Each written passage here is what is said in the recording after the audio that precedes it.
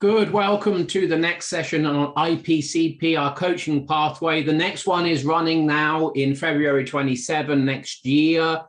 These videos to support you in understanding why you should be joining that. So this evening or last night, Jay ran a session and we ran into the coach's cognitive biases. So we're going to explore slightly that with the Headley and see how that is valuable and necessary for you to be across. Any questions that you have about the coaching pathway, when this video gets posted, put them in the comments and then Jay or I will respond directly to you. So Jay, cognitive biases from the coach perspective, what are you discovering? Not so much what I'm discovering. I've known that the coach needs to do the work to get their stuff out the way. Otherwise, that's going to get projected upon the client. What the cohort is really starting to realize is how prevalent that is without the work. It's a bit like trying to understand a book by reading the first chapter. You can't understand the whole book. You can't go deeply into it. So a lot of coaches think they know themselves. And some of these coaches have been through practitioner, master practitioner, and they've done the old meta coaching with us, coming into this program now, starting to realize, holy crap, my biases are quite large, and I can now actually see how they're getting in the way of me being an effective coach, an effective developmental coach. Okay. And so last night we explored your thinking preferences, and we explored your work preferences. And so thinking preferences are, I think we're looking at, do you think in terms of, your work preferences are, do you prefer working by yourself or in a team with others? And the important part about that is shared responsibility. Do you like to hold responsibility yourself? Even though you like working with people, then you're likely a group worker than a team worker. If you like working with people and sharing responsibility, then you're definitely a team worker. And if you like to hold responsibility to yourself and you prefer to get things done on your own, then you're definitely individual.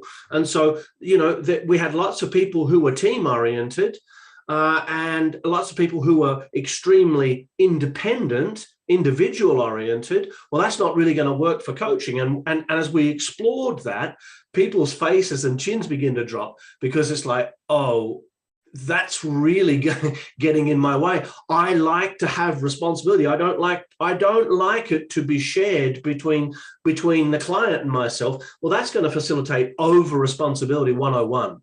And so the coach is going to start being responsible for the client. They're going to start thinking about what the client wants, how they want it, am I delivering it? All that stuff's going to be going through their head time and time again. In the thinking, let's interrupt the monologue. So what's a cognitive bias, and what's showing up? Enjoy a smile. And how is that different to it just being a cognitive intention? What's the variable? So it becomes a bias when it becomes a driver. And so it becomes a driver when there's a high score in one or both of the cognitive intentions, or if there are three cognitive intentions in a category, then across all three. Then the category becomes a bias. Then it's a cognitive category bias, which is off the scale. Then it's part of your identity. It's part of your personality structure at that point. So hold on. Say more about off the scale. It's off the scale in terms of. So an example in perspectives. One person in the group had 90% first person, 95% second person, 100% third person. Right. That means that perspectives are now part of their identity. I said, tell me about how perspectives are part of your identity. She said, all I talk about is perspectives. I live, I dream, I think about perspectives. I'm constantly correcting people's language. It's like it's part of her identity. That's why it's so strong across the category.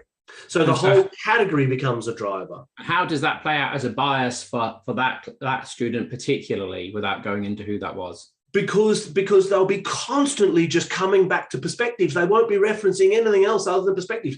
They won't be referencing cognitive biases. They won't be referencing beliefs. They won't be referencing values. They'll just go, this is a perspective problem, because that's all there is. It's like tunnel vision. And so suddenly, well, that's your perspective, in his or her relationships, primary relationships. Well, that's your perspective, sweetheart. It's not my perspective. Can you hear how subjective that is? They're getting into arguments over whose perspective it is, because it's part of the identity structure now. Yeah. And so the bias is what, though? The bias is a category bias. Right.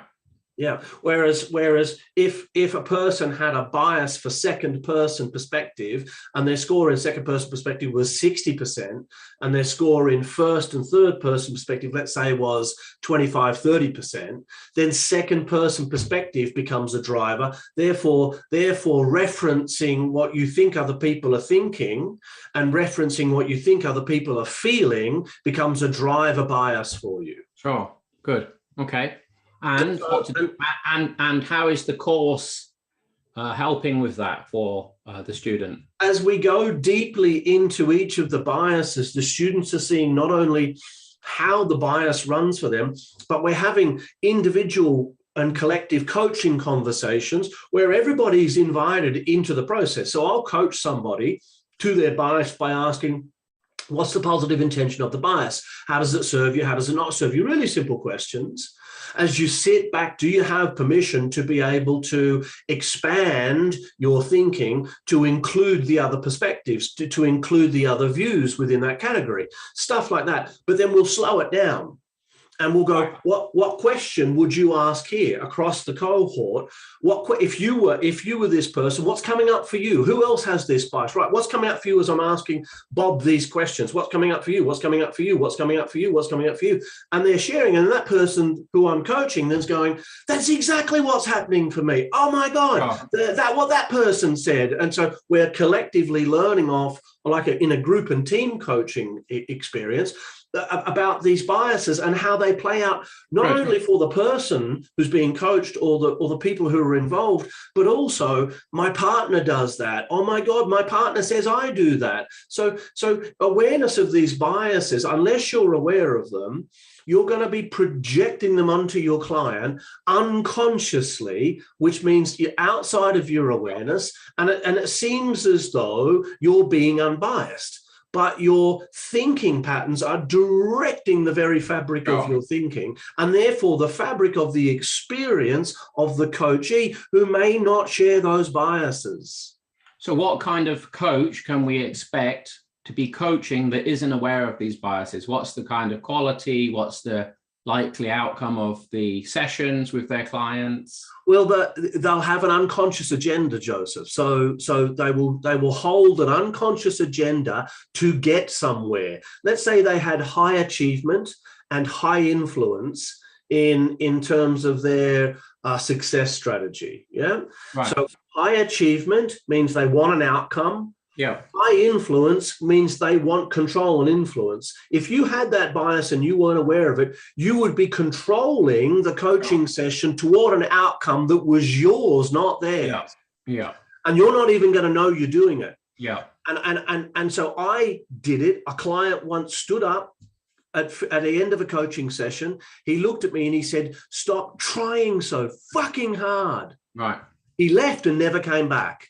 It was the lesson for me that I was holding an agenda. It took me about 2 years to see it, but as I just held on to that, held on to it, it came to me like, that's what was going on. Here's me driving the session with my biases. That kind of thing's going to happen.